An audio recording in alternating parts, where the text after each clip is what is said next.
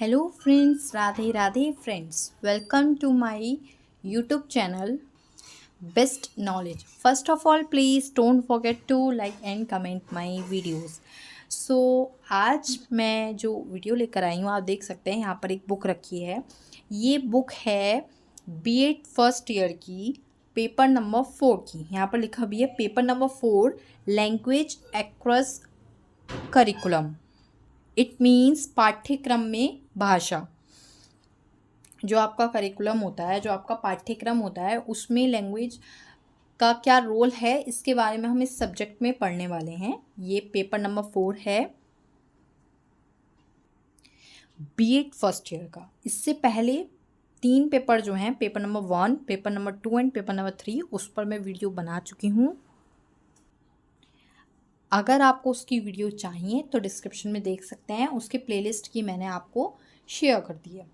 ठीक है, साथ ही मैं आपको बता देती हूँ ये क्वेश्चन बैंक बुक है। तो आपको मैं यहाँ पर जो भी बताने वाली हूँ वो इम्पॉर्टेंट ही बताने वाली हूँ। एग्ज़ाम में आपके 100% आपको मिलेगा। आप अपने PYQ previous year question paper को उठाकर देखिए, आपको जो मैं टॉपिक्स इस वीडियो में बताने वाली हूँ वो आपको 100% मिलेंगे। सो देखिए, मैं पहले भी बता चुकी हूँ, एक वीडियो मैं शॉर्ट में लेकर आ चुकी हूँ जिसमें मैंने डिस्कस करा था कि पेपर नंबर 4 में कितने यूनिट्स हैं और क्या क्या टॉपिक्स हैं। तो मैं फिर से बता देती हूँ, 5 यूनिट्स हैं और हर एक सब्जेक्ट में B.Ed के 9 सब्जेक्ट हैं, उसके 9 के 9 सब्जेक्ट में सभी में यूनिट जो हैं वो 5 ही हैं। सो यहाँ पर भी 5 यूनिट्स हैं। वैसे ये बुक हिंदी में है बट यहाँ पर इंग्लिश में भी दिया हुआ है। अगर आपको इंग्लिश में चाहिए तो आप इंग्लिश में ले लीजिए। सूर्य पब्लिकेशन की बुक्स हैं, देखिए मैं यहाँ पर दिखा भी सकती हूँ। इसी तरह ये पेपर नंबर 3 की है, इसी तरह ये पेपर नंबर 4 की है, ये जो नीचे रखी है। ठीक है, सो ये जो बुक है सूर्य पब्लिकेशन की है, हिंदी और इंग्लिश दोनों लैंग्वेज में मिल जाएगी आपको, अवेलेबल है। B.Ed जो है वो 2 ईयर प्रोग्राम है। फर्स्ट ईयर की बुक का हम डिस्कशन कर रहे हैं, फर्स्ट ईयर का। ठीक है, तो काफ़ी सारी वीडियोस हैं मेरे चैनल पर जो B.Ed से रिलेटेड हैं, जिसमें मैंने बताया B.Ed में काउंसलिंग क्या होती है, B.Ed का एंट्रेंस एग्ज़ाम कैसा होता है, उसका पेपर पैटर्न कैसा होता है, कितने कितने मार्क्स का आता है, देना चाहिए नहीं, काउंसलिंग करानी चाहिए या नहीं, और साथ में B.Ed फर्स्ट ईयर के पेपर कैसे कैसे आते हैं। मैंने PYQ दिखाए हैं अपने शॉर्ट्स वीडियोज़ में, सारे PYQ दिखाए हैं। और B.Ed फर्स्ट ईयर में पेपर पैटर्न कैसे होता है, एग्ज़ाम की प्रिपरेशन कैसे करें, बुक्स कौन कौन सी, इन सब्जेक्ट्स, बहुत सारी वीडियोस मैंने B.Ed से रिलेटेड बनाई हुई हैं। अगर आपको देखनी है तो सब मेरे चैनल पर मिल जाएगी, आप सब्सक्राइब करके रखिए मेरे चैनल को। अब हम बात करते हैं हमारे आज के टॉपिक की, लैंग्वेज एक्रोस करिकुलम। 5 यूनिट है, डिस्कस कर देते हैं। Language and society, second number है language development and acquisition. Third जो यूनिट है वो है classroom discourse. Third unit reading listening and speaking, जो कि हमारी लर्निंग स्किल्स होती हैं। एक और होती है राइटिंग, जो इन्होंने 5th यूनिट में दिया, डेवलपिंग राइटिंग स्किल्स। सो यहाँ पर आप 5th यूनिट्स में ये सारी चीज़ें पढ़ेंगे। ये इंग्लिश में दिए हैं, इनके अंदर आप क्या क्या टॉपिक्स पढ़ने वाले हैं वो भी देख सकते हैं, SS ले सकते हैं अगर आपको चाहिए। उसके बाद हम डिस्कस करेंगे अब हिंदी में। कोशिश मैं करूँगी कि हिंदी और इंग्लिश दोनों लैंग्वेज में मैं टॉपिक को बता सकूँ, जिसके कि दोनों ही लैंग्वेज का स्टूडेंट्स इसको देख रहे हैं तो उनके लिए ये बेनिफिटेड हो। अब देखिए यूनिट नंबर 1, जैसे मैंने बताया, लैंग्वेज एंड सोसाइटी यानी कि भाषा और समाज। तो यूनिट नंबर 1 में आप पढ़ेंगे भाषा के बारे में और समाज के बारे में।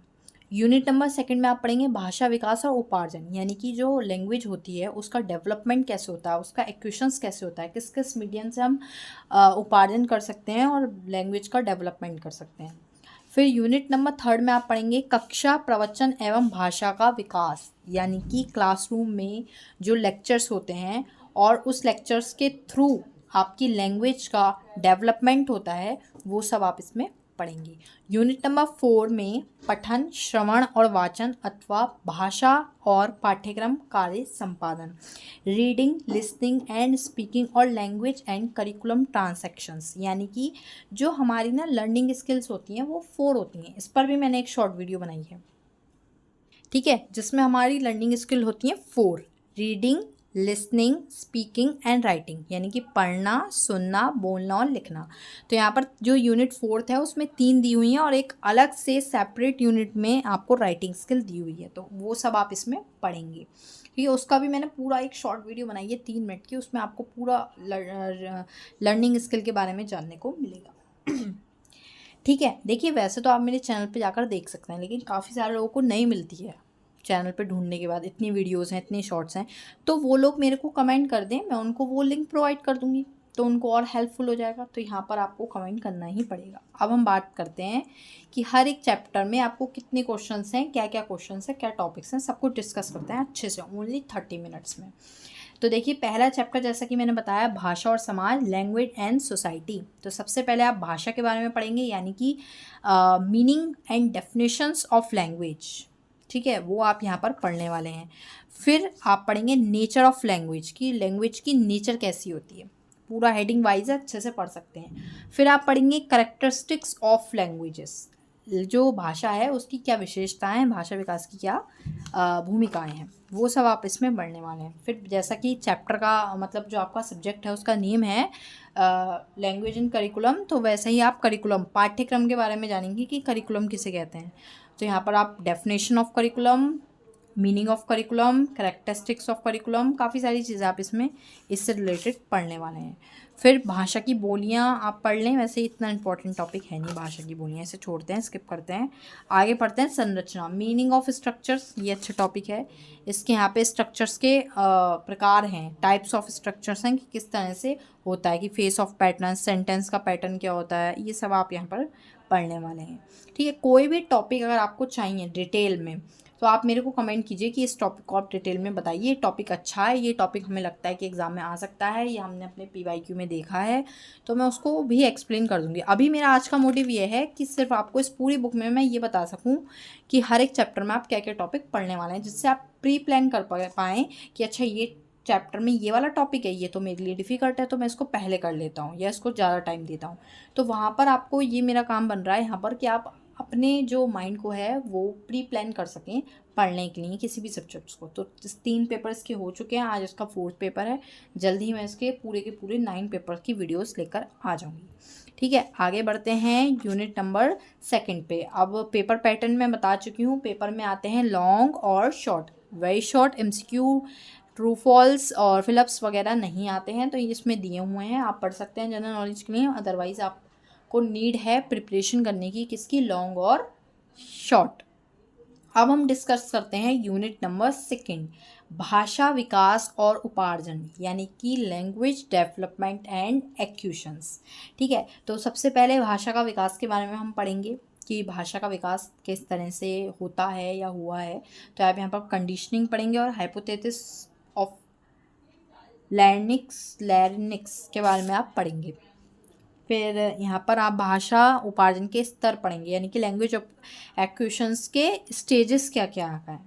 जब बच्चा जब छोटा होता है, पहले वो सुनता है, फिर वो रोता है, फिर वो हल्का सा बड़बड़ाता है, फिर वो आपके जैसे ही बोलता है, आप बोलते हो जो भी वर्ड बोलते हो पापा, तो वो उसको प्रोनाउंस करने की कोशिश करता है पापा, फिर वो धीरे धीरे और बोलना सीखता है। देखिए यहाँ पे दिया हुआ है माँ माँ माँ, पहले उसने उच्चारा, फिर सुना, फिर उच्चारा, फिर सुना, इस तरह से वो बोलना सीखता है। तो काफ़ी सारी चीज़ें आप यहाँ पर सीखेंगे। ठीक है, फिर आप यहाँ पर पढ़ेंगे फर्स्ट लैंग्वेज, सेकेंड लैंग्वेज के बारे में। तो यहाँ पर है meaning of first language, importance of first language, ये सब आप यहाँ पर पढ़ेंगे अच्छे से। ठीक है, फिर ये भी अच्छा टॉपिक है, ये है प्रिंसिपल्स ऑफ फर्स्ट लैंग्वेजेस। ये है, सॉरी मैं पीछे टर्न करके जा रही हूँ, ये है प्रिंसिपल्स ऑफ फर्स्ट लैंग्वेजेस। तो यहाँ पर इसके प्रिंसिपल्स दिए हुए हैं फर्स्ट लैंग्वेज के, देखिए कितने हैं, 14। तो 14 के 14 प्रिंसिपल आपको पता होना चाहिए। फिर आ गई आपकी सेकेंड लैंग्वेज, ठीक है, जो कि हिंदी प्रशिक्षण है, हिंदी शिक्षण है। तो आप यहाँ पर सेकेंड लैंग्वेज के बारे में पढ़ेंगे। फर्स्ट लैंग्वेज हो गई, सेकेंड लैंग्वेज हो गई, और उसके बाद ये कोई भी इम्पोर्टेंट टॉपिक नहीं है। हम फटाफट आगे बढ़ते हैं, यानी कि यूनिट नंबर 3 पर। इम्पोर्टेंट टॉपिक बता रही हूँ इसमें भी मैं आपको, कक्षा, प्रवचन एवं भाषा का विकास, classroom discourse and development of language. तो आप यहाँ पर वही क्लासरूम के डिस्कोर्स के बारे में, मीनिंग इसका पढ़ेंगे, नेचर पढ़ेंगे और इसका मीडियम पढ़ेंगे। ठीक है, फिर हम आगे आते हैं आगे आते हैं। हाँ, इसमें एक तो टॉपिक बहुत अच्छे इंपॉर्टेंट है, इन्होंने बीच में डाल रखे हैं। इंडियन कॉन्स्टिट्यूशन डाल रखा है, भारतीय संविधान। तो आपको पता होना चाहिए कि भारतीय संविधान कैसा है, क्या विशेषताएं हैं। और 2-3 टॉपिक और इम्पॉर्टेंट डाल रखे हैं। वो डाल रखा है राष्ट्रीय शिक्षा नीति 1986, नेशनल एजुकेशन पॉलिसी 1986। आपके एग्ज़ाम में एवरी ईयर आता है, तो ये आपको अच्छे से पढ़ना होगा इसका पूरा। ठीक है, अगर अलग से आपको अच्छा सा नोट्स टाइप चाहिए तो आप मेरे को बताना, मैं आपको प्रोवाइड कर दूँगी। ठीक है, फिर आगे बढ़ते हैं। जो इम्पोर्टेंट होगा मैं आपको वही बताऊँगी, बिल्कुल एक्स्ट्रा मैं बताने की नहीं हूँ। टॉपिक ये भी अच्छा है, राष्ट्रीय शिक्षा आयोग। तो ये आपको शॉर्ट में दिया होगा, तो आपको पता होना चाहिए राष्ट्रीय शिक्षा आयोग, नेशनल एजुकेशन कमीशन जो है, उसके गुण क्या हैं और दोष क्या हैं। क्योंकि जब वो बना है तो कमीशन, उसमें कुछ अच्छाई भी होगी, कुछ बुराई भी होगी, तो आपको उसकी दोनों ही चीज़ें पता होनी चाहिए, उसके मेरिट भी और उसके डिफेक्ट्स भी। तो यहाँ पर ये इंपॉर्टेंट टॉपिक है। फिर मैंने आपको बताया जैसे कि स्किल्स, तो 4th और 5th यूनिट को मैं टर्न करके दिखाऊँ या नहीं, इतना नीड नहीं है। बस आपको अच्छे से हर स्किल के बारे में आपको पता होना चाहिए। और नॉर्मल सी है, आपके बोलने की, आपके लिखने की, आपके पढ़ने की, आपके सुनने की स्किल्स के बारे के क्या ऑब्जेक्ट्स हैं, क्या उसकी इम्पोर्टेंस हैं, ये आपको अच्छे से पता होना चाहिए। और क्या उसकी नीड्स हैं, देखिए यहाँ पर नीड्स, तो ये आपको पता होना चाहिए अच्छे से। टाइप्स भी पता होना चाहिए। तो यहाँ पर कई सारी चीज़ें दी हुई हैं, मैं आपको यहाँ पर दिखा देती हूँ आराम से टर्न करके। देखिए 5th क्वेश्चन है, लेखन के प्रमुख प्रकार, यानी कि टाइप्स ऑफ राइटिंग। ठीक है, तो राइटिंग के जो टाइप्स हैं वो भी सारे पता होना चाहिए। राइटिंग, एक आप अगर कोई सेंटेंस, कोई पैरा लिखते हैं तो आपको पूरा अच्छे से पता होना चाहिए कैसा लेटर, कौन सा पॉइंट के बाद कैपिटल लेटर बनेगा, फुल स्टॉप लगाना है, फुल स्टॉप के बाद, सॉरी पॉइंट नहीं, फुल स्टॉप के बाद आपको कैपिटल लेटर बनाना है, फुल स्टॉप लगाना है, पंचुएशन जिसे हम बोलते हैं वो ध्यान लगाना है, कहाँ क्वेश्चन मार्क लगाना है, कहाँ एक्सक्लेमेटरी का साइन लगाना है। ये सारी चीज़ें आप राइटिंग स्किल्स में ध्यान रखते हैं। ठीक है, चाहे आप लेटर राइटिंग कर रहे हो, देखिए यहाँ पर पूरा लेटर राइटिंग पे एक टॉपिक दिया हुआ है, लेटर राइटिंग का मीनिंग दिया हुआ है। फिर यहाँ पर लेटर राइटिंग के प्रकार दिए हैं, जो आपके फॉर्मल और इनफॉर्मल दोनों ही लेटर राइटिंग होते हैं। और लेटर राइटिंग के प्रकार यहाँ पर पार्ट्स दिए हुए हैं। काफ़ी सारी चीज़ आप पढ़ेंगे, फॉर्मल और इनफॉर्मल लेटर का एक एक एग्जाम्पल भी आप पढ़ेंगे। फिर शॉर्ट में आ गया, शॉर्ट में आपका वही लिसनिंग स्किल के बारे में दिया हुआ है कि लिसनिंग स्किल क्या होती है। स्पीच डिफेक्ट्स, बोलने के तरीके नहीं होते, कोई स्टटरिंग करता है, कोई स्टैमरिंग करता है, तो इसके बारे में आप यहाँ पर पढ़ेंगे। टॉपिक्स आ जाते हैं एग्जाम में, ऐसा नहीं आते, बट ये टॉपिक इतने ईजी होते हैं कि बच्चा इनको खुद से भी थोड़ा सा लिख सकता है। तो इसलिए मैं इनको यहाँ पर ज़्यादा डिस्क्रिप्शन में नहीं, मतलब पूरा डिटेल में नहीं बता रही हूँ। ठीक है, फिर मैंने आपको बताया 5th यूनिट दी हुई थी आपकी। 5th यूनिट की हम बात कर लेते हैं, लेखन कौशल विकास, डेवलपिंग राइटिंग स्किल्स। तो आप यहाँ पर राइटिंग स्किल्स के बारे में पढ़ेंगे, राइटिंग स्किल्स की इंपॉर्टेंस पढ़ेंगे, उनकी नीड पढ़ेंगे, उनकी मीनिंग पढ़ेंगे। ठीक है, ये अच्छा टॉपिक है। उसके बाद आता है क्लासरूम मेथड, एक टॉपिक यहाँ पे दिया हुआ है क्लासरूम मेथड। तो आप यहाँ पर क्लासरूम मेथड के बारे में अच्छे से पढ़ लीजिए, इंपॉर्टेंट टॉपिक है। इसके प्रोसेस हैं क्लासरूम मेथड के, और देखिए यहाँ पर इसके मेरिट्स भी हैं और डिफेक्ट्स भी हैं। तो ये सारे आपको चीज़ें पता होनी चाहिए, जब आप पढ़ेंगे तभी आपको समझ में आने वाला है। ठीक है, फिर आगे बढ़ते हैं। ये इंपॉर्टेंट टॉपिक है, भाषा निगम के सिद्धांत और शिक्षण सूत्र, principle and maxims of language learning. यानी कि जो भाषा, लैंग्वेज है आपकी, उसको सीखने के लिए आपके प्रिंसिपल्स होते हैं, जो कि ये 9 प्रिंसिपल्स हैं, आपको पता होने चाहिए। ठीक है, तो ये 9 प्रिंसिपल आपको अच्छे से पता होने चाहिए। फिर यहाँ पर एक और इम्पॉर्टेंट टॉपिक आता है, ये सारे एग्जाम में आए हुए हैं, टीचिंग मैक्सिम, यानी कि शिक्षण सूत्र। तो ये होते हैं शिक्षण सूत्र, 10 शिक्षण सूत्र हैं, 2 इधर हैं, 8 इधर हैं। ठीक है, तो ये आपको पता होना चाहिए। From known to unknown, from concrete to abstract, from simple to complex, from whole to part, from induction to deduction, from analysis to synthesis, from indefinite to definite, from particular to general. ठीक है, ये सारे आपको पता होना चाहिए, बहुत ज़्यादा इंपॉर्टेंट टॉपिक है। जब आप टीचर बनते हो तो आपको इन सारी चीज़ों का ध्यान रखना पड़ता है। ऐसा नहीं है कि टीचर हर कोई बन जाता है या ईजिली बन जाता है। ये सारी चीज़ें हैं कि बच्चे को पहले सिंपल सिखाएंगे, फिर उसको कॉम्प्लेक्स की तरफ लेके जाएंगे। पहले बच्चे को कॉन्क्रीट बताएंगे, फिर एब्स्ट्रैक्ट बताएंगे। ये सारी चीज़ें आपको यहाँ पर ध्यान रखनी होती हैं। फिर इसी तरह से यहाँ पर शॉर्ट्स आ गए हैं।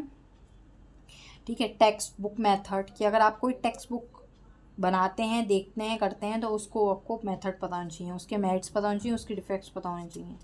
यानी तो ये सब आपको पता होना चाहिए। सो आई होप फ्रेंड्स आपको क्लियर हो गया होगा। ऐसे ही और वीडियोस देखने के लिए subscribe my channel and press the bell icon. Don't forget to like and comment my videos. Radhe Radhe friends.